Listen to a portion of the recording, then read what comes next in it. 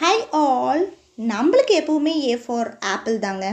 S, என்னோடய LKG miss எனக்கு A for ஆப்பிள்னு சொல்லி கொடுத்தது. எப்போல்லாம் நான் இந்த ஆப்பிள் எடுக்கிறேனோ அப்போல்லாம் எனக்கு அந்த ஞாபகம் வரும். எஸ், இப்போ நான் என்ன பண்ணிகிட்ருக்கேன்னு பார்த்தீங்கன்னா, ஆமாங்க, ஆப்பிள் கட் பண்ணி சாப்பிட போகிறேன். Why? Because an apple a day keeps the doctor away அப்படின்னு சொல்லுவாங்க.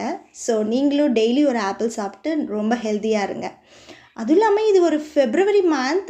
எஸ், வேலண்டைன்ஸ் டேக்கு உங்களோட பிலவ்டு ஒன்ஸுக்கு எப்படி ஒரு இடியோமேட்டிக் எக்ஸ்ப்ரெஷனில் உங்களுடைய லவ்வை எக்ஸ்ப்ரெஸ் பண்ணணும்னு யோசிச்சுட்ருக்கீங்களா?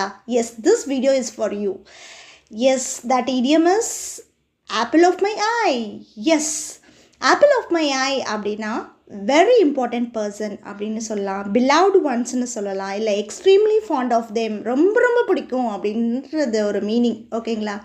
ஸோ இதை எப்படி யூஸ் பண்ணலாம் சென்டென்ஸில் அப்படின்னு பார்த்தீங்கன்னா, என்ன கேட்டிங்கன்னா, my children are the apple of my eye அப்படின்னு நான் சொல்லலாம். ஆனால் நீங்கள், I love Jessica, she is the apple of my eye. My girlfriend is the apple of my eye. You are the apple of my eye. அந்த மாதிரியான இடியோமேட்டிக் எக்ஸ்ப்ரெஷனை உங்களோட beloved ஒன்ஸோட share பண்ணுங்கள்.